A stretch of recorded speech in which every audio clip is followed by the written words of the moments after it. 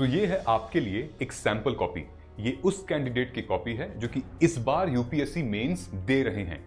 99% candidate जिनका 100 से ऊपर मार्क्स है ऐसे में कि आपको 180 मिनट में 4000 वर्ड्स लिखने हैं, लगभग 2.7 सेकेंड्स पर वर्ड लिखना है। 1000 से 1200 वर्ड तक के एसे को लिखने के लिए आपको ऑलमोस्ट 10 to 11 पेजेस लगेंगे। हाईलाइट भी किया हुआ है, future governance, good governance, ethical governance. तो इस कैंडिडेट ने क्या क्या लिखा है अपने 10 पेज के एसे में, ध्यान से देखना। यहाँ पे ये मैंने पेन से लिखा हुआ है। इन्होंने एंड कैसे किया है वो आप देख लीजिए। एक क्वेश्चन को 2 रैंकर्स ने आंसर किया है, उनके आंसर की कंपैरिजन में अब आपको करवाने वाला हूं। Okay, AIR 6, AIR 9। अब चलिए देखते हैं। If you will not think fast, how can you right fast? ठीक है, तो ये नॉलेज दैट डजंट मीन कि नहीं आपको सब कुछ आता तो आप अच्छा ऐसे लिख सकते हैं, नहीं। GS2 में गवर्नेंस, कॉन्स्टिट्यूशन, इंटरनेशनल अफेयर्स हैं। यहां पर आप पॉलिटिकल और राइट बेस्ड इश्यूज यहां से आप निकाल सकते हैं। If they can do it, तुम तो बिल्कुल कर सकते हो। Hello and welcome to Margdarshan IAS. Jai Hind. So from the last couple of weeks, I have been analyzing Ranker's essay copy. 100 से भी ज़्यादा ऐसे कॉपी को मैंने रीड किया है और एनालाइज किया है, और I will show you top 3 rankers copy जिनको मैंने सेलेक्ट किया है। Not because they have written some fancy quotes या फिर कोई रेयर न्यूज़ या फिर कोई रेयर करंट अफेयर को कोट कर दिया, no, but they have written something different which everyone else has missed, and I will show you. This is the live demonstration of Ranker's essay copy analysis. और थोड़ा time लगता है यार, because 100 is not a small number and I have done this for you, not for me.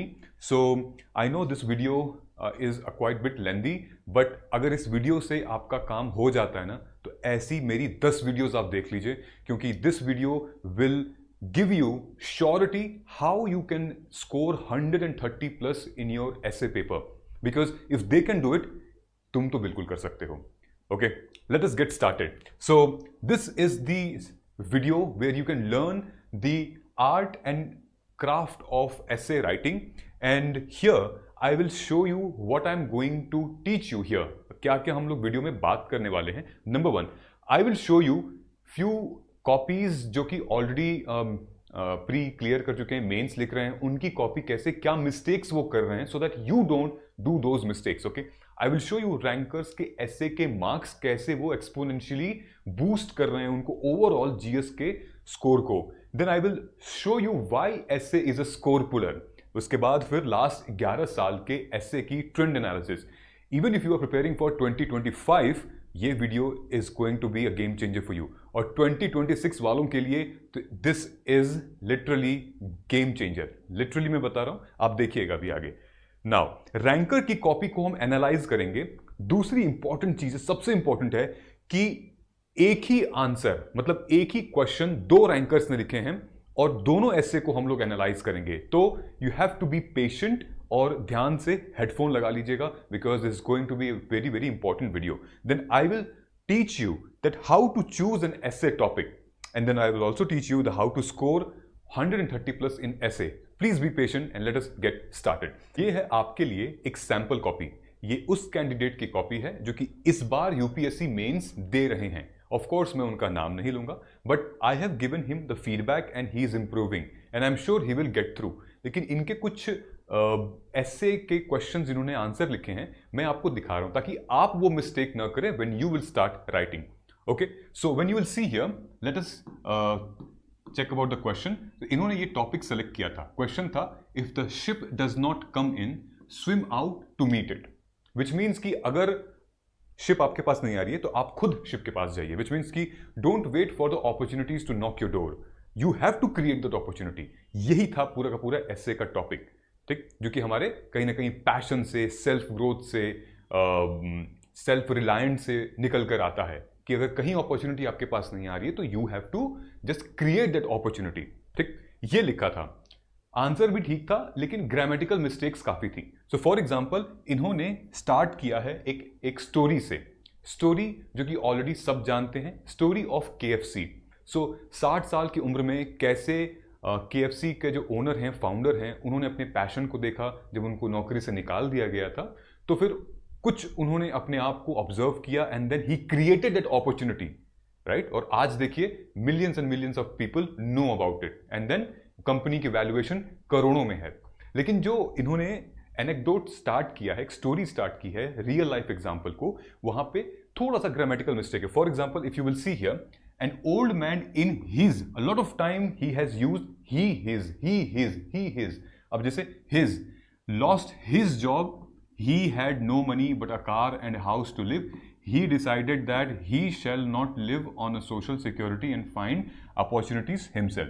He remembered his mom recipe. He cooked it and introduced on countless doors. But before he got his first order, this resolve and persistent and lead to longest food empire of the world. The man is none other than Colonel Sanders. बहुत सारा ही his use करने से grammatical mistake होती है और examiner को भी लगता है कि क्या ये अभी बिल्कुल has he just started right answer ऐसे लिखना क्या, तो ये मत करिएगा। दूसरी चीज ये कि आप देख रहे हैं ना, इन्होंने कर्नल सैंडर्स से शुरू किया है ऐसे को लिखना। ये वाला जो मैंने पेज लगाया है ये इनका एंड है, दिस इज द लास्ट।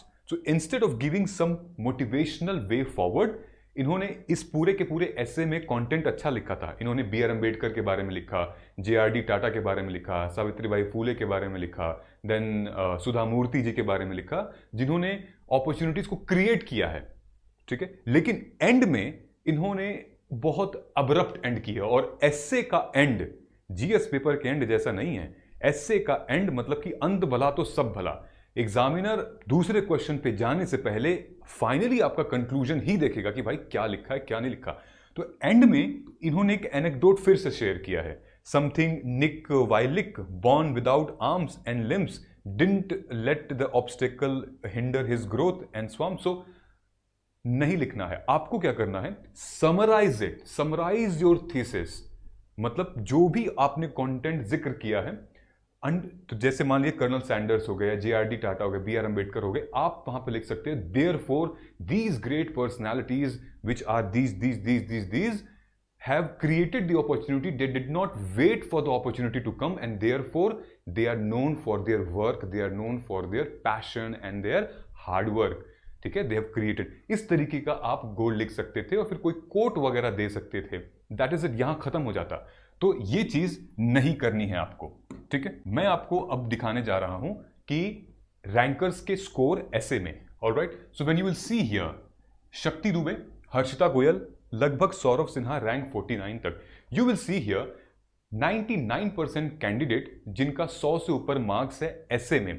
जैसे हर्षिता गोयल 144 मार्क्स पाई हैं, जैसे 119 Aditya Vikram Singh, 118 Akash Garg, then Ashish Sharma 125, then R Ramanuja 139, then Alfred Thomas 139। Rest also there are candidates who have scored well but they have scored literally, उनके जबरदस्त मार्क्स आए हैं और जिसकी वजह से आज वो इस टॉप 50 के अंदर आए हुए हैं। ऐसे plays a significant role in your score boosting, ठीक है। अब देखिए स्कोर पुलर कैसे है, ये ध्यान से देखिएगा। सो हमारे जीएस के जो पेपर हैं 3 घंटे मिलते हैं, टोटल 180 मिनट मिलता है।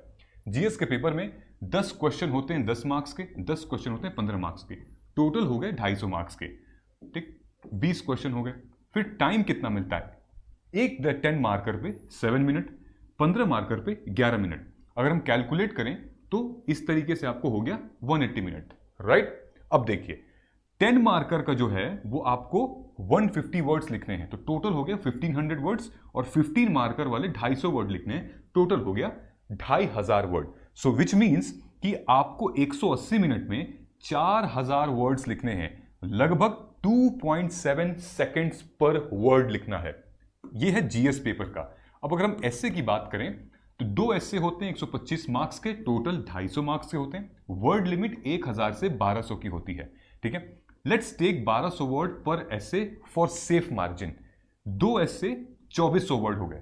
अब आप देख रहे हैं कि आप कहां पे 180 मिनट में 3 घंटे में आप कितने वर्ड्स लिख रहे हैं, 4000 वर्ड। यहां पे कितने वर्ड्स लिख रहे हैं 3 घंटे में, 2400 वर्ड, विच मीन्स 4.5 सेकेंड में आप एक वर्ड लिख सकते हैं। और यहां पर आप क्या लिख रहे हैं, यहां पर आप 2.7 सेकेंड में एक वर्ड लिख रहे हैं। लास्ट 11 ईयर का ऐसे की एनालिसिस है, ठीक है, 2024 तक की। So when you will see here a lot of question they have asked from philosophical essay. Philosophical essay बढ़ रहे हैं। हम लोग आगे बात करेंगे कैसे ऐसे के टॉपिक को सेलेक्ट किया जाएगा। साइंस एंड टेक्नोलॉजी से 8 टाइम्स दे हैव आस्क्ड और 24 में भी पूछा गया है। देन सोसाइटी से भी 24 में भी पूछा गया है 2024 में। ओके, सो साइमल्टेनियसली एनवायरनमेंट में एक नया थीम निकल कर आया है जो कि 2024 में पूछा गया है। देन उसके बाद पॉलिटी एंड गवर्नेंस। सो इन सारे सेगमेंट से भी ऐसे पूछे जा रहे हैं। तो जो ऐसे हम सिलेक्ट कर रहे हैं उसका साफ साफ ये मतलब होता है कि आपको इस सब्जेक्ट मैटर के बारे में सब कुछ पता है, डिटेल में पता है, इसीलिए आप इस टॉपिक को ले रहे हो। हम लोग आगे डिस्कस करेंगे। Only few months are left for UPSC Prelims 2026. अब टाइम है एक्शन लेने का। हर कोचिंग का चक्कर लगा लगा कर आप थक गए हो ना? नोट्स हैं, लेक्चर्स भी हैं, लेकिन क्लैरिटी नहीं। बस अब और नहीं। मार्गदर्शन IAS लाया है Margdarshan assessment and guidance programme for UPSC CSE 2026। ये एक पर्सनलाइज्ड गाइडेंस प्रोग्राम है जो कि इंग्लिश और हिंदी में अवेलेबल है, जो आपके प्री और मेंस दोनों को कवर करेगा और साथ में करंट अफेयर्स की प्रॉब्लम को भी सॉल्व करेगा। ये वीकली मेंटोरशिप सेशन होगा सिद्धार्थ सर के साथ, कस्टमाइज स्टडी प्लान और 101 गाइडेंस, टॉपर्स के hand written notes, 1 pager summaries और लाइव डाउट सेशंस होंगे सब्जेक्ट वाइज। प्रीलिम्स और मेंस के प्रीवियस ईयर क्वेश्चन पेपर की इन डेप्थ एनालिसिस होगी सब्जेक्ट वाइज। ये कोई जेनेरिक कोर्स नहीं है, ये आपके लिए टेलर मेड रोड मैप है। प्रीलिम्स और मेंस टेस्ट सीरीज को कवर करने के लिए 4000 से भी ज्यादा MCQs प्लस मेंस के 300 से भी ज्यादा क्वेश्चंस को एड्रेस किया जाएगा। कंफ्यूजन हटाइए, प्रिपरेशन को अब स्ट्रीमलाइन करिए। सीट्स लिमिटेड हैं, अपॉर्चुनिटी को हाथ से मत जाने दीजिए। आज ही ज्वाइन करिए Margdarshan assessment and guidance programme for UPSC CSE 2026 और शुरू करिए अपने UPSC journey with full confidence. Link bio में दिया हुआ है। कोड यूज करिए UPSC 2026 for maximum discount. Example हम देने जा रहे हैं और टॉपर्स की कॉपी को इवेलुएट करने जा रहे हैं। साइंस एंड टेक में ये 2019, 21, 23, 24 से क्वेश्चंस आए थे। The question, the empires of the future will be the empires of the mind. Then mathematics is the music of reason. Then what is research? Built but a blind date with knowledge. Rise of artificial intelligence, the threat of jobless future or better job opportunities through reskilling and upskilling. ये ऐसे questions आ रहे हैं। ये science and take से हैं। अब आके देखते हैं, ये हमारा रैंकर की कॉपी है। ये ऑल इंडिया रैंक 1 है 2020 के, ठीक है। सेक्शन बी इन्होंने सेलेक्ट किया था जो कि साइंस एंड टेक वाले पोर्शन से इन्होंने उठाया है। क्या उठाया है इन्होंने? टॉपिक क्या है? टॉपिक है digital infrastructure is a key for future ready governance. ध्यान से सुनिएगा, digital infrastructure is a key for future ready governance. अब हम लोग ध्यान दे देखेंगे, लगभग 1000 से 1200 वर्ड तक के एसे को लिखने के लिए आपको ऑलमोस्ट 10 to 11 पेजेस लगेंगे। ओके, यानी कि 2 page, 5, then 8 and then 3 more. 11 page में इन्होंने पूरा का पूरा एसे लिखा हुआ है। अगर 11 पेज में हम बात करें, हर पेज में ऑलमोस्ट 2.5 पैराग्राफ है। ध्यान से देखना, या तो कोई पैराग्राफ खत्म हो रहा है या कोई पैराग्राफ शुरू हो रहा है। ऑलराइट, ये देखिए, ऑल्दो यहां पर ये पूरा स्पेस क्वेश्चन ले लिया है, अदरवाइज इस पैराग्राफ, इस पेज को आप देखेंगे तो एक ये पैराग्राफ है, एक ये पैराग्राफ है और एक ये पैराग्राफ है। ठीक, सो 2 पैराग्राफ और 2.5 पैराग्राफ आप ले सकते हैं। जैसे यहां पे देखिए, या ये पैराग्राफ खत्म हो रहा है लेकिन ये और ये कंप्लीट पैराग्राफ था, तो टोटल हो गया 2.5 पैराग्राफ्स। इनिशियली थोड़ा चैलेंज होगा आपको लिखने के लिए, लेकिन ये एक सब स्टैंडर्ड है। मतलब आप इसको एक फ्रेमवर्क मान लीजिए कि इतना मिनिमम आपको सेट करना पड़ेगा ताकि आप बहुत ज्यादा कुछ न लिख दें। हर एक पैराग्राफ जो है वो 5 to 7 लाइंस का होता है। फॉर एग्जाम्पल जैसे ये देख लेते हैं, 1 2 3 4 5 6 7 8, ऑलमोस्ट इनकी राइटिंग बड़ी बड़ी है तो 8 हो गया। तो 5 to 7, 7.5, 8 तक मतलब आप जा सकते हैं। ये लाइन इस और हर पैराग्राफ तो कुल मिला जुला के आपको हो जाता है लगभग 1100 से 1200 वर्ड हो जाते हैं। अब इन्होंने लिखा क्या है, ठीक है, ये हमारा टॉपिक तो आपको डिटेल में समझ में आ ही गया कि कैसे डिजिटल इंफ्रास्ट्रक्चर जो है बन सकता है is a key for future ready governance. You are so much to write, बहुत कुछ। मैं आपको एक बात बताता हूं, ध्यान से सुनिएगा। इस कैंडिडेट ने एक 21 times, this candidate has written 21 times this word digital infrastructure. 21 बार डिजिटल इंफ्रास्ट्रक्चर अपने पूरे आंसर में लिखा है और 21 बार फ्यूचर रेडी गवर्नेंस लिखा हुआ है। जानते हो क्यों? बार बार अपने कंटेंट के माध्यम से अपने पैराग्राफ में यह रैंकर बता रहा है कि this will happen, then the future ready governance will take place.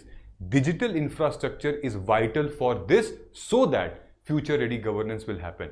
समझ रहे हो आप? कोई भी एग्जाम्पल, चाहे social, technological, political, cultural, legal, कोई भी डायमेंशन हो, तो ये क्या कर रहे हैं, इन्होंने लिखा है कि digital infrastructure will happen here, this in this way, this will ensure ये। For example digital infrastructure in rural areas, जैसे कि हमारे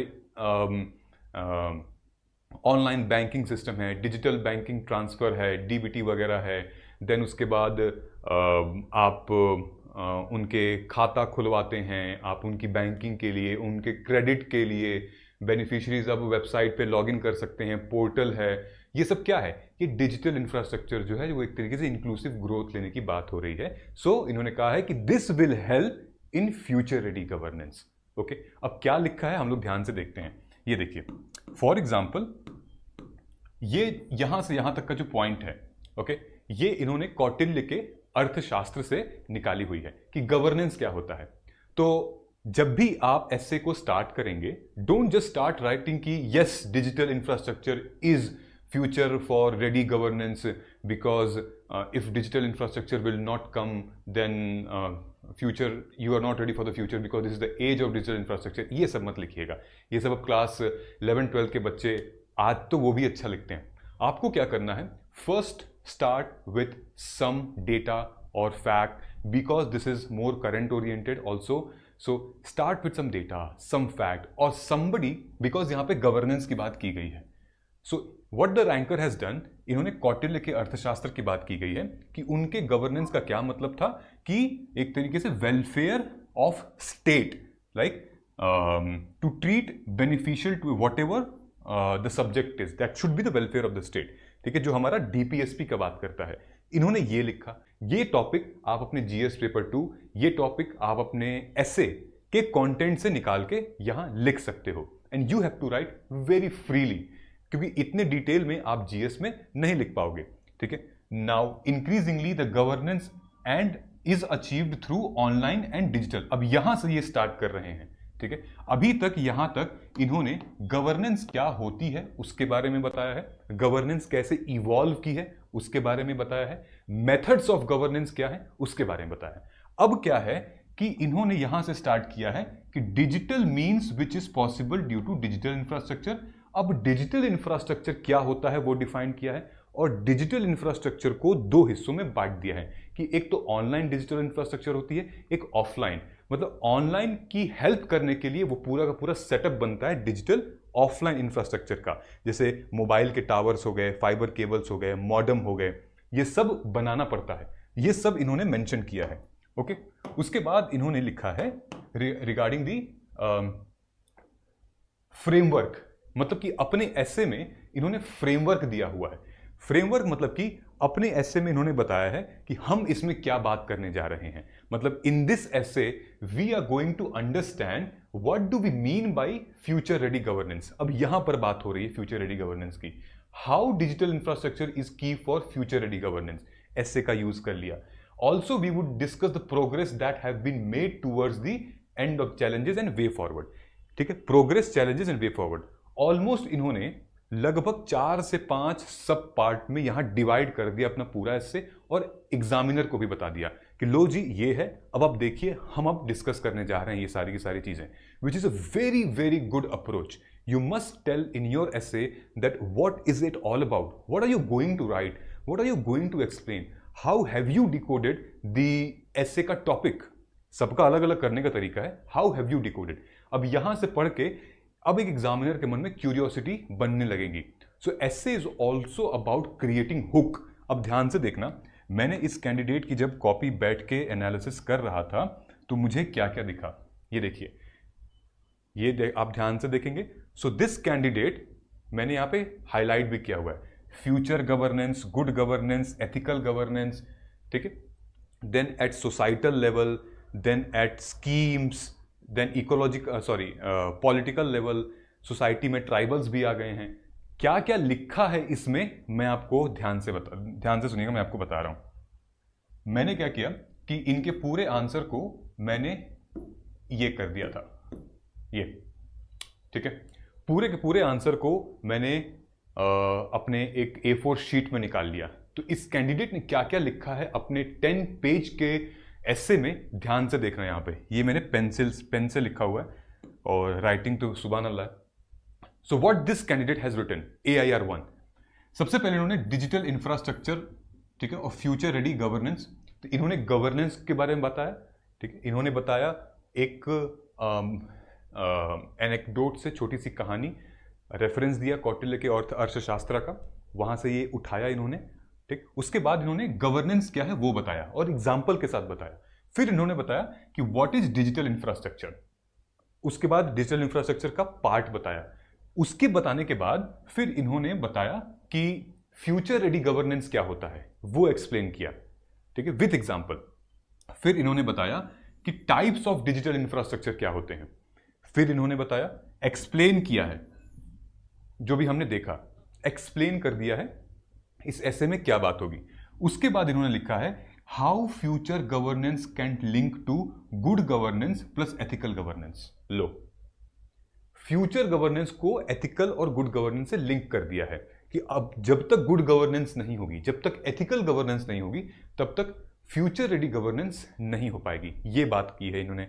उसके बाद इन दोनों पॉइंट को इन्होंने 3-4 हिस्सों में डिवाइड किया है. नंबर 1, एक तो इन्होंने सोसाइटल लेवल, एक इकोनॉमिकल लेवल और फिर एक थोड़ा सा जुडिशरी जस्टिस के लेवल पे डिवाइड किया है. सोसाइटल लेवल पे इन्होंने 4 बड़े बड़े पॉइंट्स लिखे हैं. इकोनॉमिकल लेवल पे इन्होंने एक स्कीम लिखी है, ठीक है, कि कैसे हम अलग अलग स्कीम से, हम भारत में ये जो स्कीम्स डाल रहे हैं वो गवर्नेंस का रूप कैसे ले रही हैं, ठीक है. उसके बाद वुल्नरेबल सेक्शन. अच्छा, स्कीम में आपको बता देता हूं कौन कौन सी स्कीम है ताकि आपको भी कनेक्ट होता रहेगा, ठीक है. यहां पे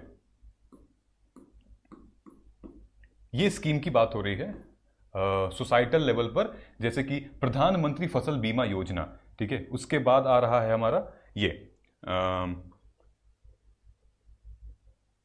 निकोबार आइलैंड में फाइबर ऑप्टिकल लगाना, ठीक. उसके बाद यहां पर ई कॉमर्स की बात हो रही है.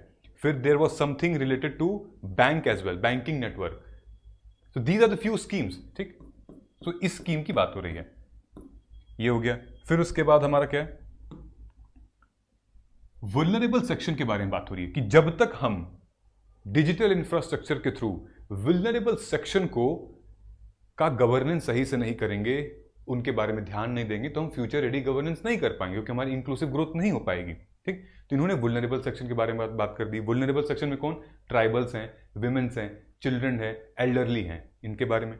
उसके बाद इंटरजेनरेशनल मोबिलिटी, कि जब तक हम इन वुल्नरेबल सेक्शन को नहीं करेंगे तो इनकी आने वाली जो पुश्तें हैं, जो नेक्स्ट जनरेशन आ रही हैं, तो फिर वो भी वैसे ही पैदा होंगे जैसे कि ये हो रहे हैं. तो फिर उससे क्या होगा, नेगेटिव इंपैक्ट होगा. तो फिर हम फ्यूचर रेडी गवर्नेंस कैसे हो पाएंगे. फिर उनके बाद इन्होंने मेंशन किया पोस्ट कोविड, प्री और पोस्ट कोविड को कंपेयर किया, उससे पहले और उसके बाद हम में कितने चेंजेस आए हैं. फिर इन्होंने यहां लिखा इकोनॉमिक लेवल पे. इकोनॉमिक लेवल पे इन्होंने एक तो कोविड के टाइम से पहले और कोविड के टाइम के बाद को फिर से कंपेयर किया इकोनॉमी के बेस पे, ठीक है. और फिर ईज ऑफ डूइंग बिजनेस को भी इन्होंने काफी हाईलाइट किया था. फिर क्या था, फोर्थ इंडस्ट्रियल रिवोल्यूशन, ये वर्ड बार बार यूज किया है, फोर्थ इंडस्ट्रियल रेवोल्यूशन को, बहुत अच्छी बात है. फिर डिलीवर जस्टिस प्लस डेमोक्रेसी, मतलब कि ये जो गुड गवर्नेंस है, फ्यूचर रेडी गवर्नेंस है, ये एक डेमोक्रेसी का बहुत बड़ा पिलर है। तो यहां पर ये बताया है कि अगर हम फ्यूचर रेडी गवर्नेंस के लिए जा रहे हैं तो हमें क्या करना पड़ेगा, हमें कहीं ना कहीं जस्टिस सिस्टम को भी इंप्रूव करना पड़ेगा। तो ये सारी पॉइंट इन्होंने अभी किए, अभी खत्म नहीं हुआ है। देखो, a lot of people will tell you कि नहीं ये फ्रेमवर्क है, ये सेक्टोरल अप्रोच है, ये टेम्पोरल अप्रोच है, तो ये फलाने अप्रोच, ये ढिकना अप्रोच से कुछ नहीं होता है। कंटेंट देख रहे हो कितना लिखा हुआ है इसमें, see how much has he written, अभी खत्म नहीं हुआ है। अप्रोच से बस आपको एक आइडिया मिलता है, डायमेंशन मिल जाता है। कंटेंट क्या लिखना है वो ध्यान से देखिए। अब क्या लिखा है इन्होंने, अब यहां से एक और लाइन आई है, फिर लिखा है इनोवेशन इन एडमिनिस्ट्रेशन। जब तक हम एडमिनिस्ट्रेशन में इनोवेशन नहीं करेंगे, we can not be a future ready governance. ठीक है, तो आप देख रहे हो कि digital infrastructure in administration leads to future ready governance. कितनी अच्छी बात लिखी है।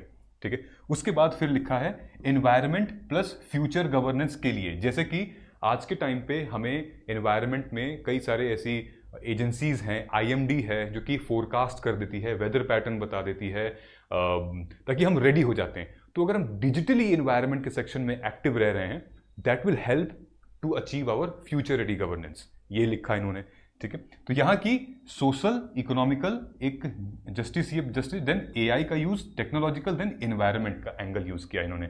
ठीक है, वही अपना पेस्टल अप्रोच चल रहा है, लेकिन बात पेस्टल अप्रोच की नहीं है, बात यह है कि आखिर आप कंटेंट डाल क्या रहे हो उसमें, आप लिख क्या रहे हो। ठीक, उसके बाद हमारा आता है कि ट्रेनिंग, मतलब कि जो भी स्टाफ है हमारे, अगर उनको हम डिजिटली ट्रेन नहीं करेंगे तो पीछे रह जाएंगे। जितने भी हमारे पंचायती राज के हैं, जितने भी हमारे अर्बन लोकल बॉडीज के हैं, जो विलेज रिमोट एरियाज में हैं स्टाफ हमारे, उनको अगर हम डिजिटली ट्रेन नहीं करेंगे तो वो पीछे रह जाएंगे। तो इस वजह से फ्यूचर रेडी गवर्नेंस नहीं हो पाएगा। बहुत अच्छी बात लिखी है इन्होंने। हमको अपस्किलिंग करनी चाहिए, हर एक ऑफिसर को, स्टाफ को अपस्किलिंग की जरूरत है, कैंडिडेट को। उसके बाद इन्होंने बहुत अच्छी चीजें मेंशन की है चैलेंजेस के बारे में। जैसे कि उन्होंने लिखा था इसमें, चैलेंजेस क्या है, डिजिटल डिवाइड। डिजिटल डिवाइड क्या है, डिजिटल इनइक्वालिटी क्या है, रूरल वर्सेस अर्बन डिवाइड क्या है, डिजिटली डिवाइड कैसे हो रहे हैं, उनका इंपैक्ट क्या हो रहा है, इन्होंने मेंशन किया है। उसके बाद लास्ट में इन्होंने लिखा हुआ है थ्रेट टू साइबर सिक्योरिटी। इतना सब कुछ डिजिटल है तो कहीं ना कहीं हमारे साइबर स्पेस पे, साइबर सिक्योरिटी पे थ्रेट हो सकता है। सो ये उनका एंड है। मैंने आपको यहां तक बता दिया। देखो यहां पे लिखा हुआ है इन्होंने, infrastructure related to cyber security, data security and liberty and privacy. इन्होंने एंड कैसे किया है वो आप देख लीजिए कि as India is gearing towards fourth industrial revolution, this is the third time he has mentioned Atmanirbhar Bharat and new India is the important governance system to became future ready and ethical. क्या क्या यूज किया, फिर से वही content जो अंदर लिखा हुआ था उसी टाइप का यूज किया है, but in a way forward and progressive statement. To achieve the goal of good and ethical governance it is pertinent that digital infrastructure is developed and secure, ताकि हम 21st सेंचुरी की governance को meet कर पाएंगे। That is it.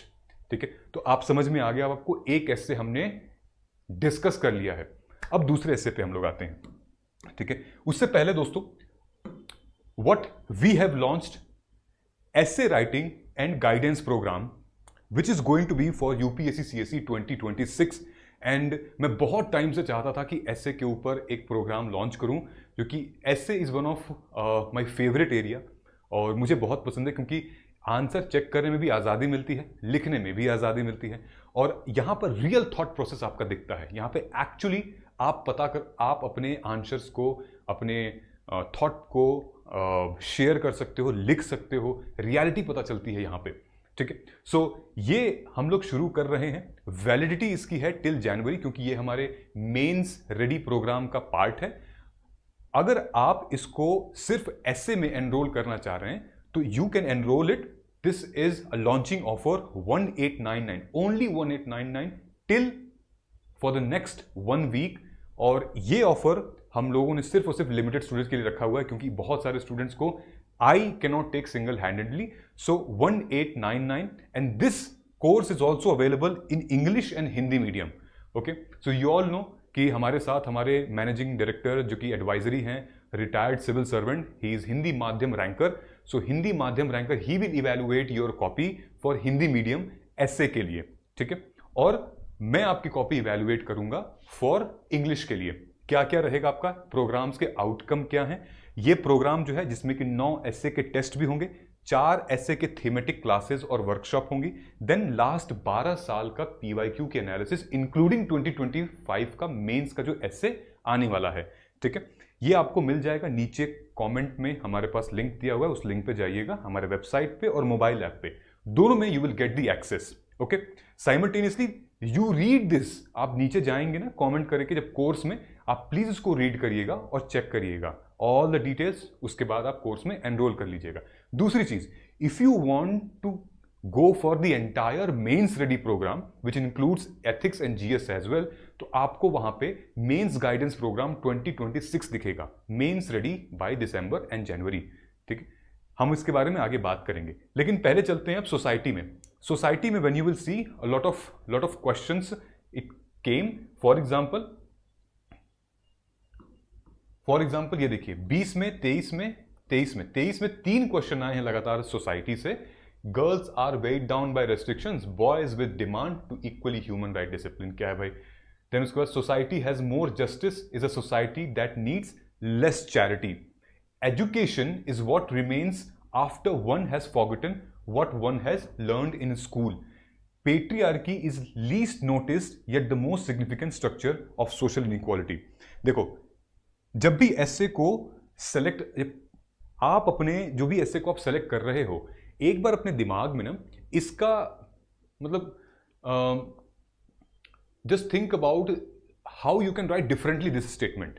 ठीक है, मतलब just interpret करिए इन सारी चीजों को, कैसे आप डिफरेंटली लिख सकते हो। आप पेट्रियार्की को और क्या लिख सकते हो, आप सोशल स्ट्रक्चर को और क्या लिख सकते हो, इनइक्वालिटी को आप और क्या लिख सकते हो। ये ब्रेनस्टॉर्मिंग जो है आपको ऐसे में वर्ड्स की कमी नहीं होने देगी। ठीक है, अच्छा, ये रैंकर इन्होंने बहुत अच्छा आंसर लिखा है, सेम रैंकर है। ठीक, सेम रैंकर लिखा है answer, a health system to meet 21st century needs in India. तो health system to meet 21st century needs in India, वो कौन सा हेल्थ सिस्टम है जिसकी वजह से हम 21st सेंचुरी में वो मीट कर पाएंगे, वो प्रॉपर क्या क्या है।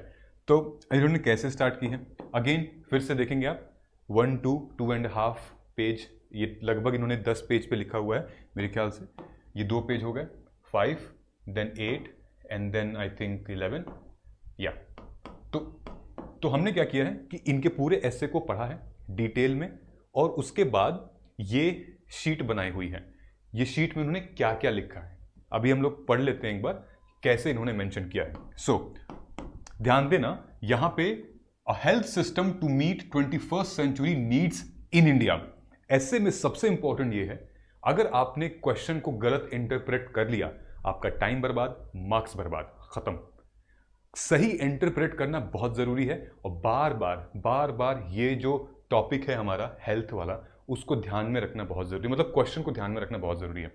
तो इस रैंकर ने क्या किया है, अपने पहले एंट्री के पैराग्राफ में इन्होंने एग्जाम्पल दिया है, वो सारे के सारे जो एंथ्रोपोजेनिक यानी कि मैन मेड डिजास्टर थे हेल्थ से रिलेटेड। एक तरीके से क्या क्या हुए थे भाई, क्या हुआ था, the world witness the crisis of bubonic plague, जिसमें 1/3 of the whole of the community destroyed.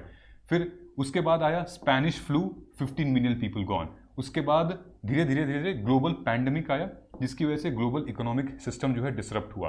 ठीक, तो यहां पर यह चीज इंपॉर्टेंट की गई है कि हेल्थ कितना ज्यादा इंपॉर्टेंट है, कि अगर हम इंडिविजुअल या फिर सोसाइटी या नेशनल लेवल पर लेकर चलें तो ये बहुत बड़ा डिजास्टर है, अगर हम ध्यान देना चाहिए। जिस भी कंट्री का हेल्थ केयर सिस्टम नहीं सही है, वो कंट्री ग्रो नहीं कर पा रही, उसकी इकोनॉमिक डेवलपमेंट या फिर उसकी ओवरऑल डेवलपमेंट, क्योंकि उसके यहाँ के लोग लेबर फोर्स पार्टिसिपेशन कर ही नहीं पाएंगे जब लोग बीमार ज्यादा हैं।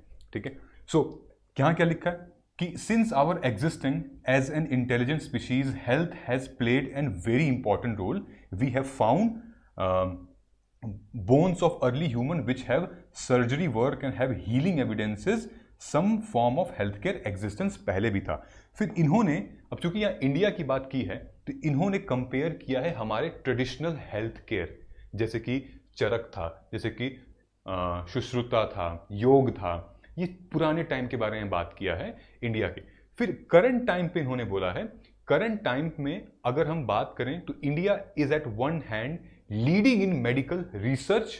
तो इंडिया की उपलब्धियों के बारे में, medical research, vaccine production and pharma industry, ठीक है। एक टाइम पे इसको डिजीज कैपिटल बोला जाता था, लेकिन अब जो है वो काफी लीड कर रहा है इन सारी सेक्शंस में। फिर इन्होंने वर्ल्ड हेल्थ ऑर्गेनाइजेशन की जो डेफिनेशन है हेल्थ की, वो डिफाइन कर दी है। हेल्थ होता क्या है, हेल्थ केयर क्या होता है और हेल्थ सिस्टम क्या होता है, वो इन्होंने यहां पे डिफाइन कर दिया है, ठीक। उसके बाद इन्होंने मेंशन किया है India in 21st century faces dual problem. अब यहां पे प्रॉब्लम निकाल लिया है। इस पूरे आंसर में इन्होंने इस टाइम अपने आंसर में फ्रेमवर्क नहीं दिया है कि मैं क्या बताने जा रहा हूं। आई एम श्योर कि ये भूल गए होंगे या तो फिर स्ट्रैटेजी का पार्ट नहीं रहा होगा। मेंशन करना चाहिए क्योंकि ये एक बहुत सेंसिटिव टॉपिक भी था, तो इन्होंने फ्रेमवर्क नहीं बनाया इसमें। इन्होंने क्या यहां इस पूरे लाइन में क्या किया, इन्होंने नंबर 1 कि क्या क्या चैलेंजेस रहे हैं। डुअलिटी है कि मतलब कि ट्रेडिशनल डिजीजेस भी थी, मलेरिया, ट्यूबरक्लोसिस, निमोनिया, जो कि बहुत सारी मोर्टेलिटी हुई। उसके बाद डिजीजेस आई जैसे कि HIV, कैंसर, ओबेसिटी, जिससे काफ़ी ज़्यादा कॉमनैलिटी देखी गई थी। फिर उन्होंने कहा कि अब रिपोर्ट और इंडिसेस के बारे में, क्योंकि इन्होंने कहा कि अभी हम डुअल चैलेंजेस फेस कर रहे हैं, तो अब रिपोर्ट और इंडिसेस, तो जब भी किसी हेल्थ का क्वेश्चन या फैक्टर रहे, हमें ज़रूर रिपोर्ट, इंडिसेस, ये सब इसके बारे में ध्यान रखना चाहिए, क्योंकि ये एक प्रूव फिगर होती है। क्या है? ग्लोबल हंगर इंडेक्स के बारे में, वर्ल्ड इकोनॉमिक फोरम के बारे में, देन 94th लेवल पर हम लोग हैं हंगर सिस्टम में। उसके बाद यहाँ पर मटर्नल एंड इन्फेंट केयर के बारे में उन्होंने लिखा है कि क्या परफॉर्मेंस रही है, और सब पे अंडरलाइन कर दिया है, ठीक है। फिर ये पूरा पैराग्राफ जो आप देख रहे हो वो बात हो रही है रीसेंट पैंडेमिक में, मतलब कि पैंडेमिक में हमारा हेल्थ केयर सिस्टम कैसा था, पहली वेव में, सेकेंड वेव में, ये चीज़ मेंशन की है। उसके बाद नीचे आया है 21st सेंचुरी के बाद कि किस तरीके से नए तरीके के थ्रेट्स आने लगे, चाहे वो कोविड-19 हो गया, इबोला हो गया, या फिर ये स्वाइन फ्लू वगैरह हो गया, ये सब मेंशन किया है, ठीक। अब यहाँ पर इन्होंने क्या मेंशन किया है, the above changes cause certain unintended problem, जैसे कि increase mental health and psychological stress, health care and suicide, ठीक है। अभी तक से प्रॉब्लम चल रही है, यहाँ से लेकर ये सारी प्रॉब्लम चल रही है। फिर इन्होंने लिखा है कि कैसे ग्लोबलाइजेशन का इम्पैक्ट रहा है हमारे हेल्थ के ऊपर, ठीक। ये सारी अभी प्रॉब्लम चल रही है। उसके बाद यहां से इन्होंने शुरू किया है डिटेल में बताना, मतलब कि अब स्कोप के बारे में कैसे हो सकता है। जैसे इन्होंने यहां से स्टार्ट किया न्यू टेक्नोलॉजी जो है अब हेल्प कर रही है, ठीक। उसके बाद इन्होंने कई स्कीम्स के बारे में भी जिक्र किया है, जैसे कि इंद्रधनुष 2.0, जैसे मिड डे मील, जैसे न्यूट्रिशियस फूड, जैसे उसके बाद eat healthy campaign, Ayushman Bharat, then national nutrition mission. अब जो है वो इनका ऐसे जो है पॉजिटिवली जा रहा है। आप समझ रहे हो आइडियोलॉजी क्या चल रही है रैंकर की। पहले प्रॉब्लम बताओ, पहले ढेर सारी प्रॉब्लम, उसके रीजन, उसका कॉज, उसका इफेक्ट बताओ, ताकि एग्जामिनर वेट तो करे कि बॉस आखिर इसने सोल्यूशन नहीं लिखा क्या, और फिर बूम, मतलब यहां से इसने स्टार्ट किया है लिखना और फिर पूरा लिखते गया है। नीति आयोग क्या कहता है, उसके बाद हमारा नेशनल एजुकेशन हेल्थ क्या कहता है, हाँ हेल्थ पॉलिसी क्या कहती है, प्राइमरी सेकेंडरी टर्शरी हेल्थ में चैलेंजेस क्या थे, कैसे उनको ठीक किया जा सकता है, ठीक है। उसके बाद फिर जिक्र करते हैं इमर्जिंग टेक्नोलॉजी का, ठीक है। इमर्जिंग टेक्नोलॉजी क्या है, जैसे कि हमारी जीन एडिटिंग हो गई, ठीक, उससे कैसे हमें हेल्प मिल रही है, ठीक, डेटा, आर्टिफिशियल इंटेलिजेंस। अब इन्होंने जो लिखा है मैं आपको एक फ्रेमवर्क दिखा देता हूं, ठीक है। उसके बाद ये देखिए, ये फ्रेमवर्क है। फ्रेमवर्क मतलब कि स्टार्ट किया था इन्होंने बैकग्राउंड मेंशनिंग प्लेग, उसका data, loss of life, devastation on human health, ये हो गया। Historical background on Indian health care, चाहे वो योग हो गया, चरक हो गया। उसके बाद current situation of health care in India, ये लिखा है, ठीक। तो पोस्ट कोविड हो गया, और अलग अलग मल्टी डायमेंशनल पॉवर्टी या फिर हंगर, ये सब निकाल के डेटा दिखा दिया है। फिर दिखा इन्होंने डेफिनेशन ऑफ हेल्थ, क्या होती है डेफिनेशन ऑफ हेल्थ। फिर अलग अलग रिपोर्ट और चैलेंजेस इन्होंने बताए, ठीक, चाहे वो पैंडेमिक से पहले, पैंडेमिक के बाद में क्या था, रिपोर्ट्स, इंडिसेस क्या कहती हैं। उसके बाद इन्होंने बताया emergence of new kind of virus variants. फिर ये भी बताया कि लाइफस्टाइल चेंजेस क्या हो रही हैं इन सारे प्रॉब्लम से, obesity and then cardiac arrest, फिर बताया कि इम्पैक्ट ऑफ ग्लोबलाइजेशन क्या चल रहा है। फिर उसके बाद इमर्जिंग न्यू टेक्नोलॉजीज बताया, ठीक, और इन टेक्नोलॉजी का डबल चैलेंज बताया कि एक जगह पे जीन एडिटिंग जैसी टेक्नोलॉजी आ रही है, दूसरी जगह पे चाइना जो है वो एक तरीके से टेस्ट ट्यूब बेबीज बना रहा है, ठीक है। तो ये फिर उसके बाद नीचे जो है इन्होंने काफी कुछ पॉलिटी का यूज किया है। पॉलिटी में कॉन्स्टिट्यूशनल प्रोविजन लिखा है हेल्थ केयर से रिलेटेड। हमारे संविधान में हेल्थ केयर की बात कहाँ की गई है? डीपीएसपी में है, फंडामेंटल ड्यूटीज में है, या फिर राइट टू हेल्थ हमारा आर्टिकल 21 में है, ठीक। उसके बाद हेल्थ 5 ईयर प्लान के बारे में बात की, हेल्थ की पॉलिसी के बारे में बात की, फिर स्कीम के बारे में बात की, ठीक है, नीति आयोग क्या कर रहा है, और एंड देन नीति आयोग से एविडेंस बेस्ड पॉलिसी मेकिंग के बारे में बात की है। तो आप देख रहे हो कितना कंटेंट लिखा हुआ है वहां पे, ठीक है। उसके बाद देखिए फिर community participation in health care, जैसे कि हमारी ग्रास रूट लेवल पे स्पेशल हेल्थ केयर ग्रुप जो हैं, स्पेशल हेल्थ केयर ग्रुप जो हैं, फिर उसके बाद एनजीओज हो गए, सिविल सोसाइटीज हो गई, ठीक है, कम्युनिटी। तो talk about primary and secondary health care, then quote किया who said what and India, मतलब किसने क्या क्या कहा वो कोट किया। अमर्त्य सेन को इन्होंने कोट किया है। अगर आप देखोगे यहाँ पे तो लास्ट में इन्होंने लिखा है 21st century is regarded by many scholars as Asia's century within major role for India. In India part growth story make this century on India. ठीक है, तो a nation made of people, healthy people, which makes a nation healthy. Victor Hugo का कहना है there is no greater force than the idea whose time has come and 2.5 lakh health wellness centers. So यहाँ पर that's the overall conclusion. ठीक है, तो this is how इतना कुछ लिखा हुआ है रैंकर ने, और भी खुल के आराम से लिखा हुआ है विथ डेटा एंड एग्जाम्पल। ऐसा नहीं है कि सिर्फ आपको वो स्टोरी लिखनी है, अपने आर्गुमेंट को जस्टिफाई नहीं करना है, विथ डेटा विथ एग्जाम्पल मैंने आपको दिखाया भी है। अब देखिए दोस्तों, मैं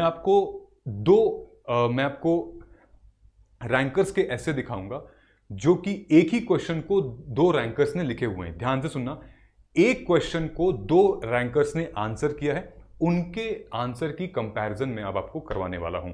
ओके, सो हिस्ट्री है, हिस्ट्री से काफी क्वेश्चंस आए हुए हैं in the past. For example जैसे 2017, 20, 21 और 22 में एक क्वेश्चन देख लेते हैं कि has the non alignment movement lost its relevance in the multipolar world. ऐसे का टॉपिक है, ठीक। History repeats itself, first as tragedy, second as farce. अब इसी चीज को ध्यान में रखते हुए ये रैंकर की कॉपी है, ठीक है। ये AIR 9 है इसी साल के, दिस ईयर। काफी अच्छा इन्होंने आंसर लिखा हुआ है, ध्यान से देखिएगा आप लोग। ओके, सो AIR 9 ने कौन सा ऐसे पिक किया है कि present demonstrate the lesson of history although the hard way. Present demonstrate the lesson of history although the hard way. आज की हकीकत यही बयां करती है, कहीं ना कहीं इतिहास हमारा बड़ा ही कठोर और कठिन था, ठीक है, एक तरीके से।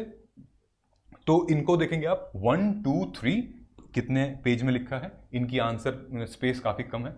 3, 3, 6, 7, 8, 9, 9 तो है ना, हाँ 9। So 9 pages he took and he has written, because काफी छोटा छोटा इन्होंने लिखा हुआ है। अब एक तो ये है, ठीक है, जिन्होंने सेम क्वेश्चन पे लिखा हुआ है, और फिर हमारे पास रैंकर हैं ये, ठीक है, ऑल इंडिया रैंक 6। इन्होंने क्या लिखा है? Present demonstrate the lesson of history although the hard way. Same question जो 9 ने लिखा है वो इन्होंने लिखा है। दोनों में फर्क क्या है अब मैं आपको बताने वाला हूं। मैंने इनके लिए भी टेबल बनाई हुई है, ठीक। टेबल से पहले समझ लेते हैं, ये टेबल है, ये है रैंक जो हमारे 6 वाली हैं, और ये रैंक 9 का है जो हमने पहले देखा था, ठीक है। मतलब कि मैं फिर से आपको बता देता हूं, ये वाला जो आंसर है वो ये है, AIR 6, AIR 9। अब चलिए देखते हैं, ठीक है। सो लेसन्स ऑफ हिस्ट्री दोनों सेम। अप्रोच देखिएगा, ध्यान से सुनिएगा, अप्रोच देखिएगा। अप्रोच क्या है? इस कैंडिडेट ने स्टार्ट किया है विद महाभारत का एनेक्डोट से, वो भी कृष्ण और मेरे ख्याल से कृष्ण और भीष्म बात कर रहे हैं, भीष्म पितामह और कृष्ण बात कर रहे हैं, वहां से एक एनेक्डोट उठाया है। बहुत अट्रैक्टिव आंसर लिखा हुआ है इन्होंने। ओके, उसके बाद जैसे ही ये एनेक्डोट खत्म हुआ, इन्होंने अपना फ्रेमवर्क और फ्लो बता दिया है एस्से में, कि इस एस्से में हम क्या बात करने जा रहे हैं, किस किस पार्ट में हम क्या जिक्र करेंगे, क्या प्रॉब्लम है, क्या सॉल्यूशन हम देने वाले हैं, क्या वे फॉरवर्ड, ये सब एक पैराग्राफ में लिख दिया है। ठीक, उसके बाद इनका पूरा एस्से 3 पार्ट में डिवाइड होता है, 4 पार्ट में डिवाइड होता है वैसे। पहले पार्ट ये मेंशन करते हैं लेसन्स फ्रॉम हिस्ट्री। ठीक, अपने एस्से के टॉपिक को डिवाइड किया है। पहले पार्ट में लिखा है लेसन्स फ्रॉम हिस्ट्री, फिर उसको एड्रेस किया है। दूसरे पार्ट में लिखा है कि present is equal to lessons learned in hard way. Present is equal to lesson learn in hard way, और उसके ऊपर कंटेंट लिखा है। फिर तीसरा पार्ट है forgetting the hard way, forgetting the hard way ये। फिर चौथा पार्ट है वे फॉरवर्ड। ये पूरा इन्होंने यही लिखा हुआ है। अब इनको देखते हैं इन्होंने क्या लिखा है। इन्होंने लिखा है लेसन्स ऑफ हिस्ट्री। सबसे पहले इन्होंने स्टार्ट किया है begins with 18th century industrial revolution. Industrial revolution क्या था और किस तरीके से लड़ाइयाँ होती गई, क्या क्या रीज़न हुआ था, ठीक है, वहाँ से हिस्टोरिकल एनेक्डोट से। फिर इन्होंने टाइम लिया, timeline of British rule in India and made एक पूरा का पूरा एक टाइमलाइन क्रिएट। अभी मैं आपको दिखाऊंगा क्या टाइमलाइन था, वो किया गया। जिसके बाद इन्होंने डेटा वगैरह सब मेंशन किया हुआ है, एक्सपोर्ट इतना था, इंपोर्ट इतना था, हम अंग्रेज़ों के आने से पहले हमारी जीडीपी इतनी थी, उनके आने के बाद एकदम खत्म हो गई थी, वो डेटा इन्होंने मेंशन किया हुआ है। ठीक है, उसके बाद इन्होंने मेंशन किया है how India learn from past and adopted NAM and establishes G20 and BRICS. मतलब कि पुराने इंडिया ने क्या लर्न किया है, तो नॉन अलाइनमेंट मूवमेंट बना, उसके बाद इंडिया ने G20 और ब्रिक्स में कैसे पार्टिसिपेट किया। फिर इन्होंने फ्रेमवर्क बनाया। इस रैंकर ने भी फ्रेमवर्क बनाया है, उस रैंकर ने भी बनाया है, मतलब कि हम क्या बात करने वाले हैं अपने एस्से में। ठीक है, फिर इन्होंने लिखा है all that glitters is not gold.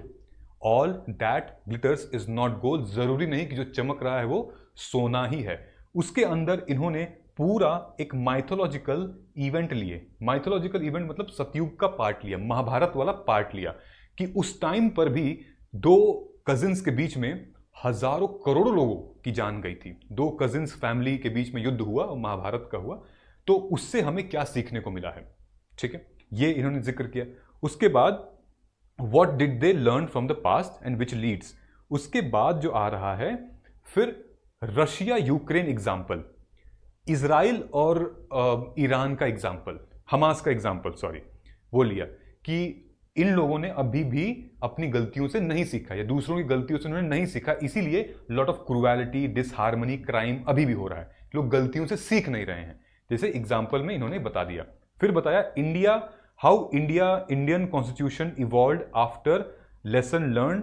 क्या बहुत अच्छा पॉइंट लिखा है इन्होंने कि इंडिया का कॉन्स्टिट्यूशन कैसे इवॉल्व हुआ है, किन लेसन्स को लर्न करके। ठीक है, जैसे कि हम भाई यूके के समझ सकते हैं, यूएस में समझ सकते हैं, फिर उसके बाद रशिया का समझ सकते हैं। इन सबको देखने के बाद भारत का संविधान कैसे इवॉल्व हुआ। फिर उसके बाद इन्होंने मेंशन किया है status of women and lessons from their suppression. बहुत अच्छा पॉइंट था कि कैसे हम महिलाओं के उस पुराने टाइम पे, जहाँ पर सती था, जहाँ पे विडो रीमैरिज एक्ट का टाइम वो था ही नहीं, जहाँ पे सप्रेस किया जाता था आवाज़ को और मारा जाता था, केज्ड किया जाता था, lots of rapes, crimes against women, उनसे क्या सीखने को हमें मिला है। ठीक, ये था।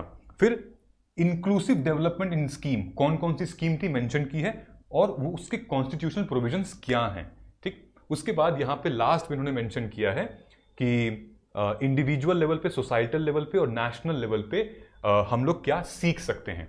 ठीक है गाइज, तो अब आपको पता चल गया होगा कि कितना कंटेंट है। मैं इसमें बता देता हूं कि इन्होंने क्या लिखा है। इन्होंने अपने पहले वाले में लिखा है कि present is equal to lesson learn from history, तो इन्होंने लिखा है सोशल, इकोनॉमिकल और पॉलिटिकल डायमेंशन में। सोशल इकोनॉमिकल में कास्ट को लिखा है बैड प्रैक्टिसेस एंड ऑल। ठीक है, सीखना चाहिए, क्यों, लेसन लर्न फ्रॉम हिस्ट्री। उसके बाद इकोनॉमिक में लिखा है रिफॉर्म्स, इतनी सारी प्रॉब्लम आई तो अब रिफॉर्म की जरूरत है। फिर पॉलिटिकल में लिखा है स्टेट रीऑर्गेनाइजेशन, कि अगर आप स्टेट रिऑर्गेनाइज नहीं करोगे सब टूट टाट के फिर अलग अलग हो जाएगा, इसीलिए हम मिस्टेक से सीख लेते हैं, ठीक है। फिर उसके बाद लिखा है lesson learn in hard way. Hard way में जो है बहुत मेहनत लगी थी, जैसे कि paid the price in the past. जैसे 1960 में कांग्रेस का जो एक सूरत स्प्लिट हुआ वो बहस के कारण हुआ, ठीक है। मुस्लिम लीग बनी, वो अलग हो गया, क्लैश हो गया, किन किन वजहों से हुआ उनसे हमें लेसन लेना पड़ेगा। लिंग्विस्टिक ऑर्गेनाइजेशन बनी, भाषा के आधार पर अब राज्य बंटने लगे थे, उनसे सीखना पड़ेगा। देन उसके बाद इमरजेंसी से क्या सीखा हमने, 1976 में जो इमरजेंसी आई थी। फिर हिरोशिमा नागासाकी पे जो न्यूक्लियर गिराए गए थे उससे हमने क्या सीखा, बहुत अच्छे पॉइंट थे इसमें भी, ठीक। उसके बाद forgetting the hard way. Hard way में अब मिडिल ईस्ट के बारे में बात हुई, अरब अपराइजिंग के बारे में बात हुई, चाइना का डेट ट्रैप जो है उससे हमें सीखना है, उन्होंने लिखा हुआ है। फिर लिखा हुआ है जो क्लाइमेट चेंज, अगर हम क्लाइमेट चेंज पुराने सिचुएशन टाइम पे अगर हम ध्यान नहीं देंगे तो अब जाके काफ़ी दिक्कत होगी। फिर उसके बाद वे फॉरवर्ड, ठीक है।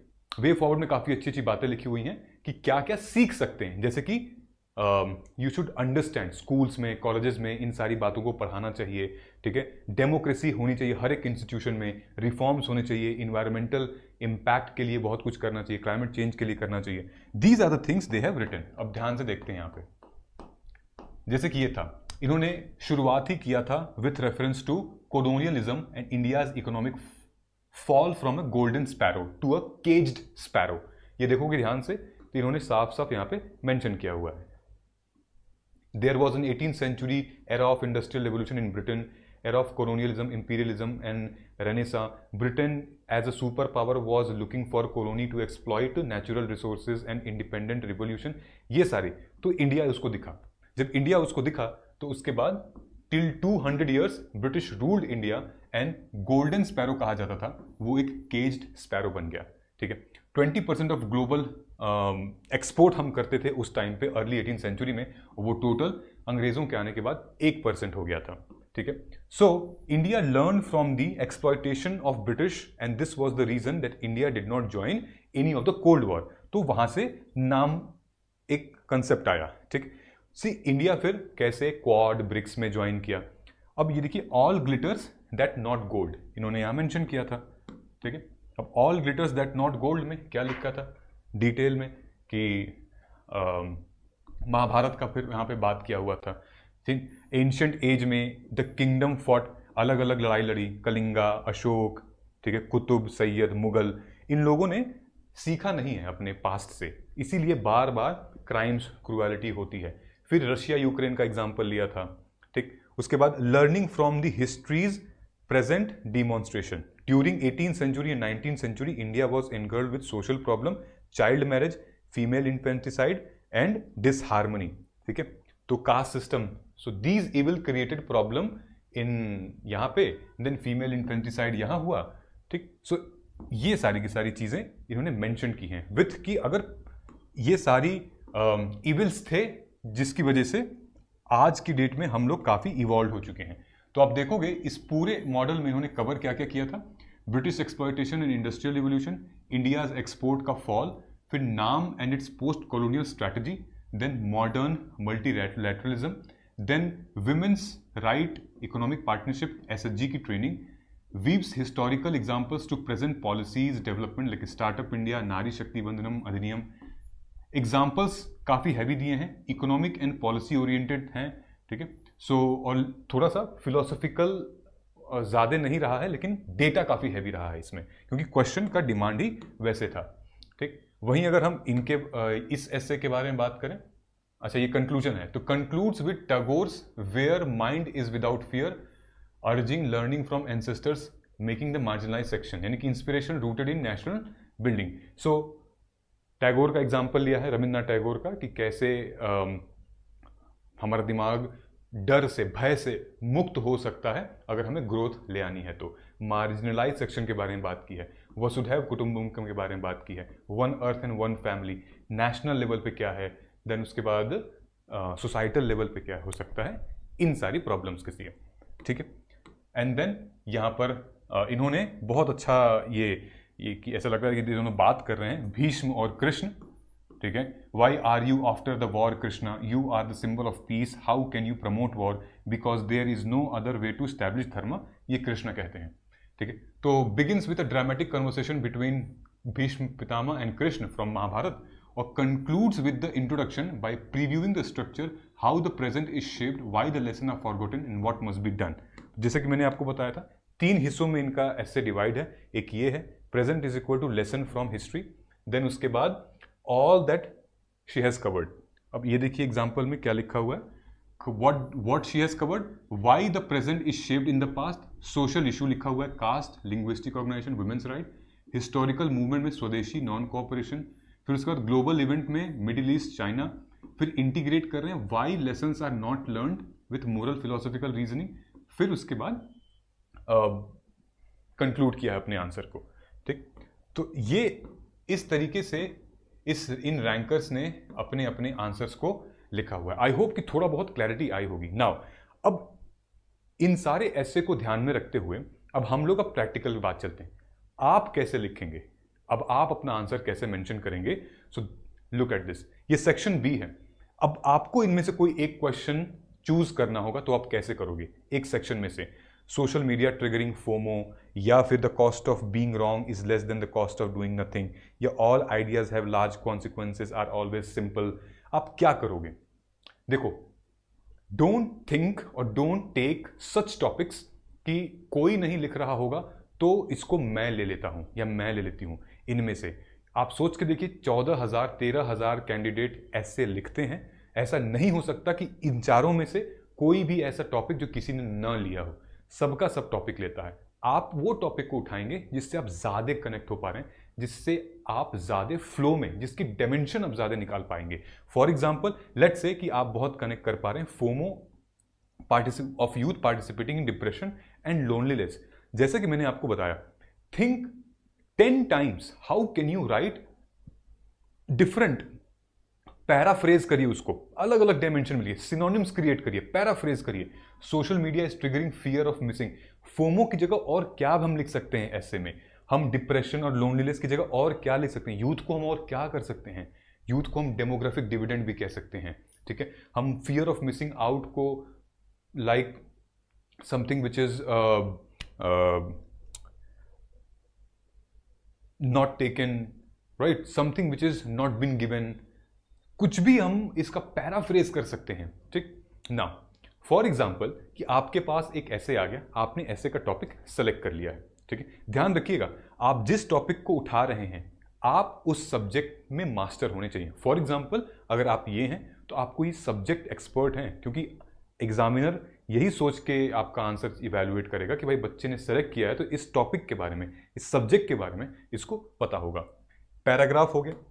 ठीक, इंट्रोडक्शन, हमने अभी कितने सारे इंट्रोडक्शन के बारे में बात की है, राइट? तो आपको क्या करना है, आपको आइडेंटिफाई करना है, पहले डिकोड करना है क्वेश्चन बात क्या कर रहा है। ठीक है, तो आप क्वेश्चन को समझ के या तो आप कोई एनेक्डोट, कोई रिसेंट की न्यूज, या फिर कोई केस स्टडी, ठीक, या कोई अपने पर्सनल लाइफ का एक एक्सपीरियंस निकाल सकते हैं आप वहां पे। ठीक, तो ये सारी चीजों से आप स्टार्ट कर सकते हो। उसके बाद फिर है ये हो गया आपका एक topic, 2 topic, 3 topic, 4 topic, 5 topic, जितने टॉपिक आपको क्रिएट करने हैं उस 1200 वर्ड में। और उन टॉपिक को आप बताते टाइम पे आप सपोर्ट करेंगे कि ये टॉपिक के अंदर क्या क्या चीजें आती हैं। उन टॉपिक को फिर आप कंक्लूड भी करेंगे प्लस एग्जाम्पल और डेटा के साथ। ये 3-4 हैं। फिर उसके बाद हमारा कंक्लूजन है। कंक्लूजन में अपनी थीसिस को हम रीस्टेट करेंगे और अपने समराइज करेंगे आर्ग्यूमेंट को। Conclusion is equally very very very important guys, तो इसको हल्के में नहीं लेना है, कैसे हम सबको समराइज करते हुए लिख रहे हैं। ठीक है, ये तो ये हो गया। उसके बाद फिर हमारा आता है कि how to choose the topic. तो मैंने आपको ऑलरेडी बताया है कि don't choose the topic just because that nobody is taking it, और don't choose the topic just because this is looking good. Choose topic based on your experiences, किसमें तुम ज्यादा अच्छा लिख पाओगी। ठीक है, तो आपने ये टॉपिक उठा लिया and just paraphrase it, think how many times. तो हमें क्या करना होता है कि क्वेश्चन के लगभग 10 मिनट तक टॉपिक को उठा लिया और हम इसके डायमेंशन सोच रहे हैं, हम देख रहे हैं और क्या क्या लिख सकते हैं।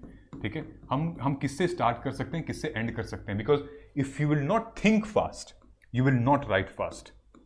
ठीक है, सबसे पहले थिंक करना है आपको, सो if you will not think fast, how can you right fast? ठीक है, तो ये एक बहुत इंपॉर्टेंट फंडा है। जितनी तेज आप सोचेंगे उतनी जल्दी जल्दी आप लिखना शुरू करेंगे, इसीलिए कहते हैं read fast as well. Read fast, ठीक, ये हो गया। नाउ ऐसे राइटिंग के लिए कुछ टिप्स, यानी कि आपको अपना ऐसे को न्यूट्रल रखना पड़ेगा। न्यूट्रल मतलब कि आपको एकदम एक्सट्रीम्स में नहीं जाना है। You can prove your point here and you can give your examples, ठीक है, आपको एक्सट्रीम्स में नहीं जाना है। आप समझ रहे होंगे? So present the essay topic with two opposite point of view and then prove it. आप फॉर में भी लिख सकते हैं, आप अगेंस्ट में भी लिख सकते हैं, आप अपने पॉइंट को भी प्रूव कर सकते हैं, but do not go in extreme. यहां पर ऐसे में आपको अच्छे खासा मतलब टाइम मिलता है अपनी बात को रखने का। देन सेलेक्ट सोर्सेज, मतलब look through the various sources and forms your attitude to the issue and don't forget about the proper citation. Don't forget to miss the citation. Citation is really very important. कहां से, किस journal का है, किस report का है, कहां का है, वो आपको बहुत ऑथेंटिकेशन देता है, ठीक है, वैल्यू प्रोवाइड करेगा। Then provide your opinion as well. Opinion in the end of your paragraph और opinion in the end of your essay, चलेगा? अब कुछ practical example, how to prepare essay for GS based and value add कैसे कर सकते हैं। देखिए, सबसे इंपॉर्टेंट लाइन यहां पर देखिए कि 70 to 80% जो आपका एसे का मटेरियल है वो हमारे जीएस पेपर 1, 2 और 3 से ही आता है। वो कैसे? जीएस 1 में हिस्ट्री, सोसाइटी, कल्चर, वहां से आप एक अच्छा फिलोसॉफिकल एसे लिख सकते हैं। जीएस 2 में गवर्नेंस, कॉन्स्टिट्यूशन, इंटरनेशनल अफेयर्स हैं, यहां पर आप पॉलिटिकल और राइट बेस्ड इश्यूज यहां से आप निकाल सकते हैं। जीएस पेपर 3 में economy, environment, science and tech for futuristic and growth based topics, and GS paper 4 में ethics, value, case study useful for argument structuring and moral dimension. ठीक, ये आपको बहुत मदद करेगा। Now when we talk about here, when we talk about कि एक second, supplementary sources, enrichment material, जैसे कि नॉन फिक्शन किताब आपको पढ़नी है, न्यूज़पेपर पढ़िए, नॉन फिक्शन में लेट्स से रामचंद्र गुहा की आप किताब पढ़ लिए, something which has actually which will give you a concept clarity. Non fiction पढ़ना है विच आर रियल। जैसे मैंने मिलिंद वैष्णव की मैंने क्रिमिनलाइजेशन ऑफ पॉलिटिक्स पढ़ी थी, तो काफ़ी कुछ जानने को मिला, ठीक है। फिर वोकैबुलरी आपकी ठीक होगी, आपके आर्गुमेंट का स्ट्रक्चर अच्छा होगा, आपको यूनिक आइडियाज़ मिलेंगे और एनालॉजीज मिलेंगी ताकि आप अपने आंसर में लिख सकते हैं। इसको आप अपने फ्री टाइम पे भी कर सकते हैं, कभी ट्रेन में, फ्लाइट में, बस में ट्रैवल कर रहे हैं तो ऑडियो बुक सुन ली या फिर ये बुक पढ़ ली, ठीक है। ये देखिए, ये टॉपिक है हमारा गवर्नमेंट और एकेडमिक रिपोर्ट, कहाँ से आपको ऐसे का कंटेंट मिल सकता है।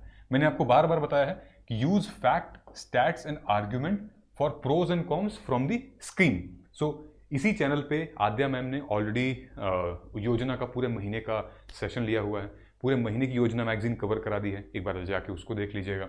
सो economic survey and budget, economic survey budget में आपको मिलेगा data on economy, growth, reforms and public policy. Alright, economic survey में आपको मल्टीपल डायमेंशंस के बारे में मिल जाएगा, और बजट में आपको स्कीम्स के बारे में पता चल जाएगा।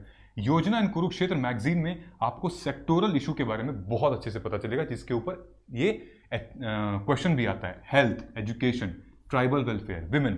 Then economic and political weekly कुछ आते हैं argumental. Then United Nation development program, world bank, NITI Aayog की जो रिपोर्ट आती हैं जो कि आपको इंडिया स्पेसिफिक पॉलिसी में हेल्प कर सकती हैं, ठीक है। अब उसके बाद आप अपने आंसर में कोट्स, एनेक्डोट और रियल लाइफ स्टोरीज को इंक्लूड करेंगे। Why? Because when you good quote and story if you will use, you can instantly hook the examiner, आप तुरंत अटेंशन ग्रैब कर लेते हैं। और ये सोर्सेज जो हैं वो आपको मिल सकते हैं हमारी एनसीईआरटी से भी। हमारी एनसीईआरटी में वो जो दिया रहता है ना, स्क्वायर में अलग से बॉक्स में, वहाँ पे स्टोरीज दी होती हैं, you can learn from those as well. Class 6 to 8, 12th quote, fables, historical figures newspaper में पता चल सकते हैं, बायोग्राफीज आप पढ़ सकते हैं, सिविल सर्विसेज का इंटरव्यूज, यूपीएससी टॉपर्स का ब्लॉग पढ़ सकते हैं, डॉक्यूमेंट्री, टेड टॉक्स पढ़ सकते हैं। साइमल्टेनियसली आपको जो सिविल सर्वेंट्स होते हैं वो पॉजिटिव नेगेटिव एंगल भी दिखाना होता है कि जिनको प्राइम मिनिस्टर एक्सीलेंस अवार्ड मिला है, इस क्षेत्र में मिला है, ये लोग अच्छा कर रहे हैं, ये भी आपको लिखना है, ठीक है। So these are the things that maintain a quote and anecdote notebook with a category. Environment का अलग, ये नोट्स आपको बना के अलग से रखने, इन्वायरमेंट का अलग है, टेक्नोलॉजी का अलग है, gender, morality, leadership, conflict and ये सब का आप एक अलग निकाल के नोटबुक में कैटेगरी बना के रखेंगे। ठीक है, सो आई थिंक एक आपके पास काफ़ी क्लैरिटी पता चल गई होगी। सो दोस्तों, ये हमारा मेंस गाइडेंस प्रोग्राम है जो कि जिसमें से निकल कर एसे आया है। So if you want to take just an essay then you can join the essay program which we discussed. If you want to take the entire mains guidance programme for GS, essay and ethics, then this is the one for you. You have to get mains ready by December and latest by January. तो इसके लिए हमने lecture introduce किए हुए हैं। Lecture का ये time table है, पूरा टाइम टेबल यहाँ पर लिखा हुआ है। इनफैक्ट हमारा 24 तारीख 24 जुलाई से भी स्टार्ट है एंड देन 40 लेक्चर में 100 आवर्स का पूरा मेंस रेडी प्रोग्राम चालू हो रहा है। Okay, and this is applicable till 6 months, जनवरी तक एप्लीकेबल है।